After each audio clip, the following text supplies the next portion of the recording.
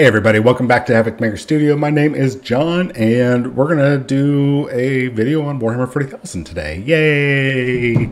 And I'm going to hopefully get through it without any snarky comments. So 10th edition is shaping up to be probably a better balanced game. It feels like after 7th edition, going into 8th edition, Games Workshop really finally started to focus on creating a balanced game. They still failed with 8th edition, but 8th edition was kind of like the way I'm looking at it now is kind of a prequel. Maybe even it's the alpha version of a balanced game system. 9th edition did a much better job rules-wise, but not army-wise. They screwed up army-wise, and it threw the balance into a disarray. Now we're looking at 10th edition coming out in July, and they might have at least acknowledged some of their problems.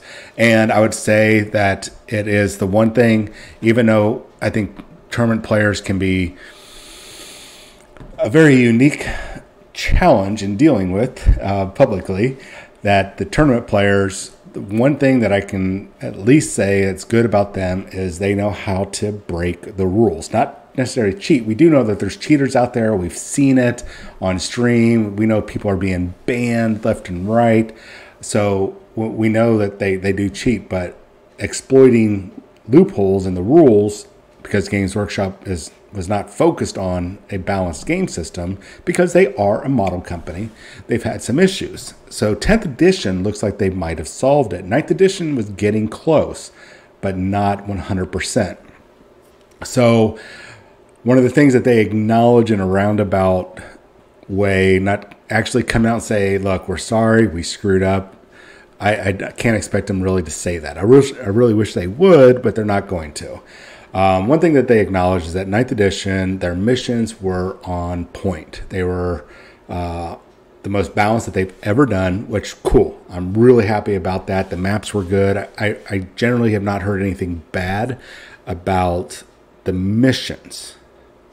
The issue, which has been an issue with them every edition, is the codexes. The codexes, the different armies, the factions, that there are so many that they have. I think it's around 21, 22 now for Warhammer 40,000. I could be wrong on that number, but for some reason I remember 21. That could be Age of Sigmar. Anyways, there are so many factions and stuff that it takes them almost 3 years to put out new content for each of those factions. And unfortunately, an issue that they run into is they have a power creep, either in the rules for the individual units themselves or with their missions, like their secondary missions, that faction-specific ones that just throw the balance totally out of whack. And when you have a combination of both of those, then you really tip the scales where you have like 60-70% win rates for some armies, which is just not a good thing, especially when you're trying to promote organized play and promote your game system. So what they've done for this is come up with a new way of doing missions. So they've already acknowledged what worked, what didn't work. And what they've come up with are 3 different ways to score during the game. Now, one thing I'm still trying to figure out, maybe you guys can put in the comments below, I believe you're only allowed to score up to 50 points in a game. Before, it was 100 points, 10 points of that being from a painting score. But I think now it's a maximum of 50 points. I could be wrong, but I think 50 points is the cap after reading through this article. So the first thing is we have primary missions, which there are 9 cards, but 12 different primary missions. And this is your bread and butter. This is where you're going to make the most points.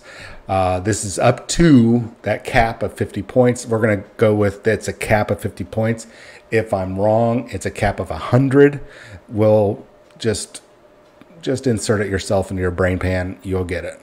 So you're going to draw a card, and this hopefully, I'm hoping that for at least for organized play, for the big tournaments, everybody has to randomly draw their primary mission.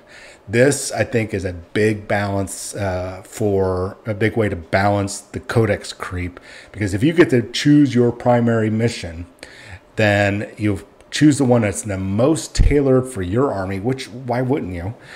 Nothing wrong with that. But if you're trying to really test the generalship, the strategic and tactical brain of the player, then, and not really focus on who's got the stronger army, but who's the better player, this randomness helps with that, in my opinion. Now, up after that, we have the secondary missions. Now, the secondary missions have two ways to play. That is tactical and fixed missions. So you have a deck of 16 cards. The tactical missions, which I think will be 9 cards, are ones that you'll draw cards, and then once you complete them, you discard them, draw a new card. Okay, and there's a way to discard your cards. It looks like for both of them, you just spend a command point and draw a new card, get rid of one that you obviously can't complete because maybe you don't have a psyker. And then the secondary mission was, hey, have your psyker do a mind zapping thing and kill another character and get 6 million victory points, whatever that is. So you have the tactical missions, and you can score up to 40 points with the tactical missions, maximum 40 points. Then the fixed missions, which are 7 of those cards, are fixed. So when you draw the cards, that is the only secondary missions that you can have, and you can only score a maximum of 20. Which it's gonna be curious to see. I'm curious to see how tournaments are going to do this. Are you going to go the tactical missions, or are you going to do the fixed missions, or are you going to leave it up to the players? I don't think you should leave it up to the players during the games. I think, and I'm really hoping that tournament organizers will pay attention to this and make it to where you as the organizer, which has total control of this, you get to determine what you get to choose for those missions. So either choose tactical or choose fixed. I kind of like the idea of the tactical over the fixed, but depends on what you're wanting to go for score-wise. So let you guys figure that one out yourselves. Then we have the big weird one, but it's actually kind of cool. It's, I think, really good for those players that don't have the best army, but have an opportunity to pull out a win, a tie, or at least close that point gap. So if you are losing, it's only by a few points. Now, the Gambit deck, both players will have a deck of cards. There's one card you'll pull out. It's called Proceed as Planned. Proceed as Planned is a Gambit where you continue playing the game to score your victory points as per the primary mission, which I think really awesome. So you'll draw up to 2 cards, so you'll have 3 cards in hand, which one is always going to be Proceed as Planned. What are the other 2? That's going to be secret. Whichever one you choose is just for you to know, not your opponent. You don't have to tell them. So it's secret until you score it. Then you go, bam, got it. And you can score up to 30 victory points with that, which I think is a really, really amazing thing. I think that's probably one of the coolest features, I think, especially for those, probably at least for the first 6 months of us having only 2 to 4 codexes out. I think we're going to see Gambit played an awful lot. Now, if you do the Proceed as Planned, if you choose not Proceed as Planned, actually, whatever Gambit you choose, and this happens at the end of round 3, whatever Gambit you choose, that is what you are doing for the rest of the game. That's the only way to score points. So if you choose Proceed as Planned, that's the only way. Your primary mission is the only way you're going to score victory points. Other than that, the only way to score victory points is according to your Gambit. I think those are very cool rules. They definitely add a lot of flavor to regular play and to the tournament play. I really want to hear from tournament organizers to see what they're going to do. I understand that as of right now, nobody except for a select few have the rules for this. So they know how things are going to play out in tournaments. But as we get closer to this, or as soon as the rules drop, it's going to be really interesting. And we'll probably cover a couple videos of it going, hey, here's this one in this area, this area, this area. And if you guys want me to highlight a grand tournament or a big tournament or a little tournament that's going to be happening in your local area, let me know. Put it down in the comments as we get closer to that date, or even now, whenever, and I'll do so.